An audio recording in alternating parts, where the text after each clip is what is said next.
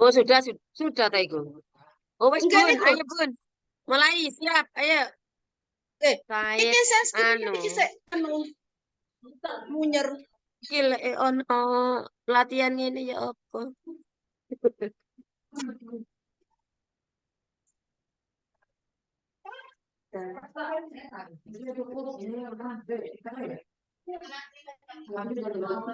Ya apa, Bun?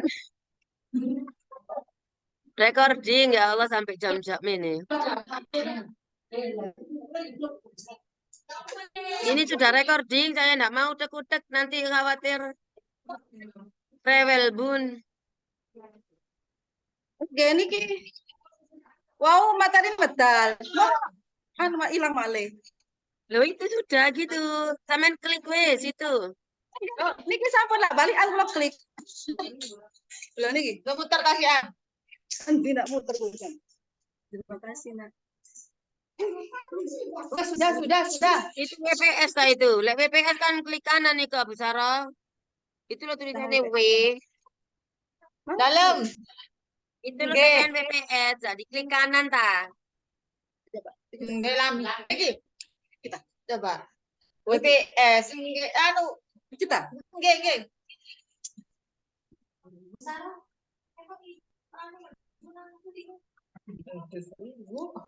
Lagi. Nah, ini. Ya. Ya Allah. Wes ini wes untung wes keluar. Ini keluar. Loh, Habis kemana masalah. gitu? Open ta. Loh, yes. Menanta.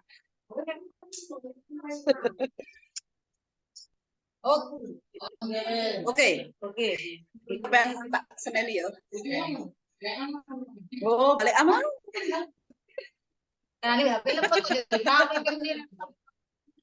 Iki lagi dipakai nih anu. Mati. Banyak tak baterainya? Kata lah. Nah, ini nggih. Undi. Dengan HP lemot. Wes, keluar nggih, Ibu nggih. Coba dibaca sama-sama. Memahami capaian pembelajaran. Pinter. Lanjut ya, langsung saja nggih. Kita ambil poin-poinnya. Karena sudah siap terkendala tadi ketidakbisaannya kita nggih. Gimana Bun? Sudah Bun? Itu sudah keluar Bunda. Enggak usah simbol-simbol sudah Bun nggih. Langsung aja. Nggih. Mboten usah es breaking Bun, mboten. Enggak usah. Oh nggih. Enggak usah es breaking.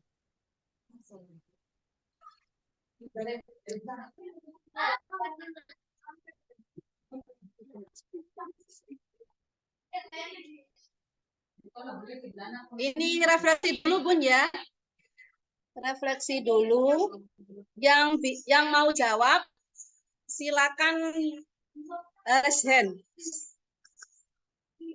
Monggo, apa yang Anda dapatkan? Oh, bukan. Ini nggih, refleksi mulai dari diri nggih. Apa saja hal yang Anda perhatikan atau pertimbangkan sebagai landasan? Kok Ibu Sarah? Dikecil itu. Berapa Bu? Sebagai landasan. Apa Bu? Landasan apa Bu? Merencanakan pembelajaran di kelas. Monggo, siapa yang mau jawab? Resen nggih. Yang pertama nggih, apa saja hal yang Anda perhatikan atau pertimbangkan sebagai landasan merencanakan pembelajaran di kelas? Apa ya merancang?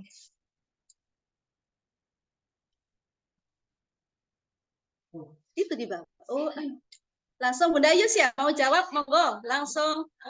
Oh, Ya. Monggo yang lainnya yang jawab nggih. Oh, Bunda Mufiro. Raise hand. Silakan. Langsung mic-nya dihidupkan Bunda nggih. Monggo dijawab. Assalamualaikum warahmatullahi wabarakatuh. Waalaikumsalam warahmatullahi wabarakatuh. Nama saya Bunda Mangfiro. Saya akan bertanya tentang mempertimbangkan sebagai landasan pembelajaran di kelas. Oke. Kalau saya yang sering mempertimbangkan merencanakan pembelajaran di kelas itu bahan yang mau kita buat Oh iya, media. Oke. Oke. Media pembelajaran nggih. Media Oke. pembelajaran. Oke, terus ada lagi, Bu? Itu saja Bunda, terima kasih. Iya, Bunda, terima kasih Assalamualaikum. Bunda Viro. Oke, oke. Terima kasih Bunda Viro. bahan ajar. Monggo yang lainnya. Bunda Lili ini ya, muncul-muncul dok. Ayo. Ya. Iya, Bunda. Oke, monggo. Saya mau mencoba untuk Oke, menjawab silakan. pertanyaan tadi. Tadi pertanyaannya, apa saja hal yang Anda perhatikan atau pertimbangkan sebagai landasan untuk merencanakan pembelajaran di kelas? Ya, Oke, ya. memang yang pertama tadi kata Bunda Viro bahan, ya. Kemudian kita sebelum ke bahan, kita harus lihat karakteristik anak dulu. Apakah anak itu sudah siap untuk melaksanakan kegiatan tersebut? Kemudian kondisi anak tersebut, apakah dia nanti menerima dengan pembelajaran yang kita berikan? Jika itu sudah siap dan untuk menerimanya juga siap, maka bahan bisa kita siapkan. Dan kalau anak pun menerima, langsung kita laksanakan. Dan jika anak itu tidak mau, boleh kita alihkan meskipun tidak sesuai dengan rencana pembelajaran. Terima kasih, Bunda. Ya, terima kasih Bunda Lili. Waalaikumsalam. Menambahkan jawaban Bunda Viro tadi nggih, betul sekali, Ya. bagus. Selain bahan dan juga selain bahan yang kita persiapkan atau media, kita juga melihat kesiapan anak didik gitu ya, Bunda ya. Ya. Ya. Nah, selanjutnya kita lanjut yang kedua nggih. Apa yang selama ini menjadi tujuan besar dari proses pembelajaran yang Anda lakukan? Menjadi tujuan besar dari proses pembelajaran yang Anda lakukan. Siapa yang mau mencoba menjawab? Saya Bunda Lili. Oke, Bunda Lili. Ya, silakan. Ya, terima kasih. Tidak lain, tujuannya yang pertama sesuai dengan visi misi yang lembaga itu punyai. Oh, Karena iya. di dalam visi misi tersebut pasti kan ada tujuannya. Nah, untuk mencapai visi misi tersebut, kita melakukan proses pembelajaran siswa. Terima kasih. Iya, betul sekali jawabannya. Apa itu yang menjadi tujuan besar dari pendidikan kita tentunya tertuang di visi misi lembaga kita. Oke. Lalu langsung kita cegat, nggih. Ya. Yang terakhir ya, bagaimana selama ini Anda mendorong siswa untuk membentuk pemahamannya sendiri melalui pengalamannya yang relevan dengan hidup sehari-hari. Tak ketok Ibu tulisan ketutupan. Ayo, silakan Ge dijawab. Bunda Lili lagi mungkin. Iya, Bunda Lili. Ayo. Untuk yang kemarin, kita kan memang di tahun kemarin ya, kita memakaikan kurtila sesuai dengan standar Permendikbud. Nah, untuk yang sekarang kita kurikulum dan mencoba, kita juga sudah belajar Semoga saja nanti kita bisa nggih. Di Kurmer itu ada Iya. yang namanya dengan landasan Pancasila. Di mana Pancasila itu tadi banyak sila. Nah, di salah satunya semoga saja kita nanti bisa melaksanakan dengan mematokkan sila-sila yang ada di Pancasila. Terima kasih. Oke, terima kasih jawabannya Bunda Lili. Bunda Lili luar biasa ya, jawab terus dari tadi. Hebat sekali. Bunda Yus tidak mau coba? Tidak mau coba untuk menjawab? Mengisi otak. Oke. Kita lanjut ya langsung ke materi ya, karena sudah siang. Sekalian dibantu baca Bun ya, karena saya tidak kelihatan. Ketutupan ini. Nah ini ya.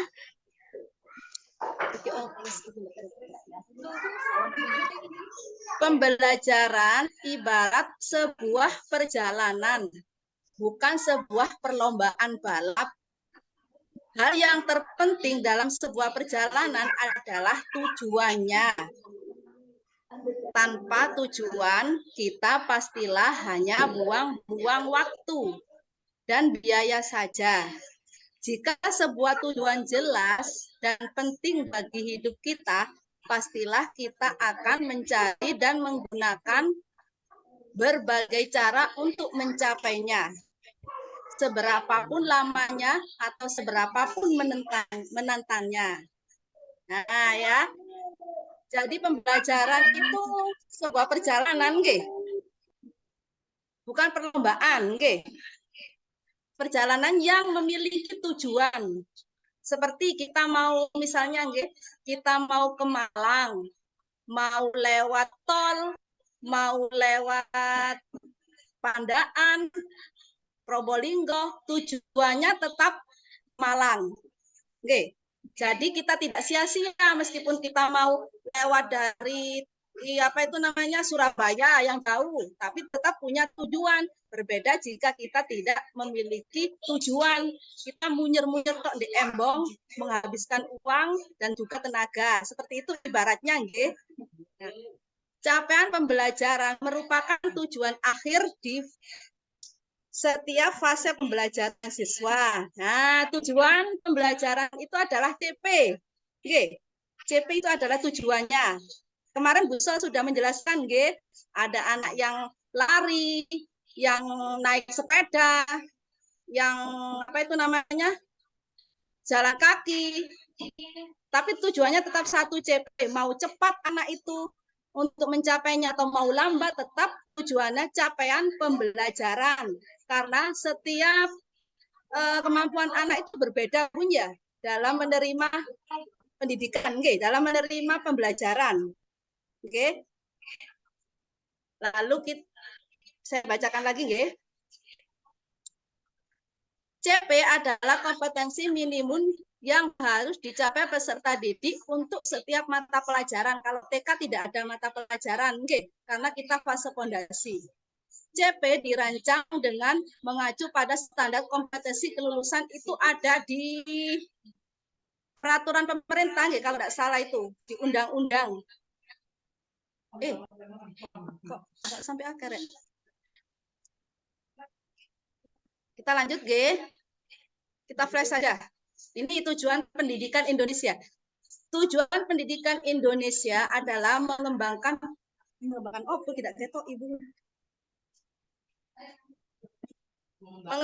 potensi peserta didik agar menjadi manusia yang beriman dan bertakwa kepada Tuhan Yang Maha Esa, berakhlak mulia, sehat, berilmu, cakap, kreatif, mandiri, dan menjadi warga negara yang demokratis serta bertanggung jawab.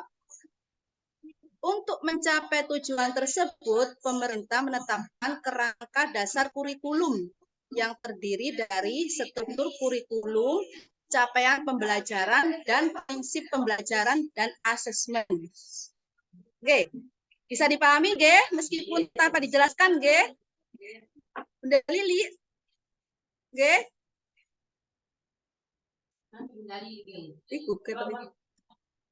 Lalu lanjut, G? Ya. Capaian pembelajaran atau CP merupakan kompetensi pembelajaran yang harus dicapai peserta didik pada setiap fase. Dimulai dari fase fondasi pada PAUD. Untuk pendidikan dasar dan menengah, CP disusun untuk setiap mata pelajaran. Bagi peserta didik berkebutuhan khusus ya, kita punya ya orang anak yang berkebutuhan khusus punya.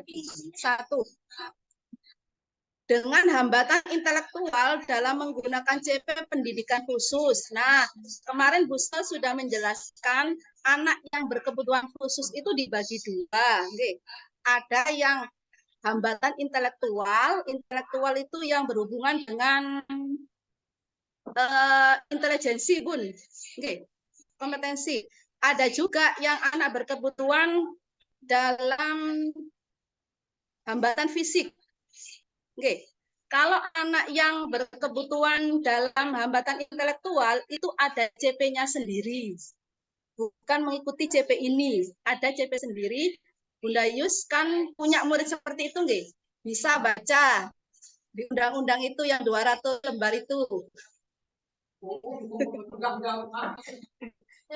Untuk yang berkebutuhan khusus yang berhubungan dengan hambatan fisik, misalnya apa ya, yang bisu, nggak punya tangan atau apa, buta, ya itu kan masih bisa berpikir, ya. Yang cacat hanya fisiknya saja, gitu. Itu masih atau ikut bukan ikut ya, menggunakan CP reguler yang seperti kita, hanya saja dimodifikasi sesuai dengan kebutuhan mereka. Oke, lanjut ya. Ini kemarin sudah dibacakan Bunda Sol, nggih? Sudah nggih? Lanjut lagi, biar cepat Bun. Nah, CP dan strategi mencapai CP menggunakan kerangka kerja understanding by design. Bisa dibaca Bun, nggih? Understanding by design merupakan sebuah kerangka dengan kerja fokus pada proses perencanaan dan struktur yang memandu pengembangan kurikulum, asesmen, dan instruksi pembelajaran. Proses perencanaan ini fokus pada dua hal. Satu, pengajaran dan asesmen untuk membangun pemahaman dari kemampuan learning transfer atau kemampuan mengimplementasikan hasil belajar dalam sebuah performa otentik. Ini kemarin berhubungan dengan asesmen Bunda Sol ya. Rancang kurikulum terbalik atau backward dengan mulai dari tujuan akhir terlebih dahulu. Ya, jadi strategi kerangka understanding by design ini ada fokus pada dua hal ini, gitu.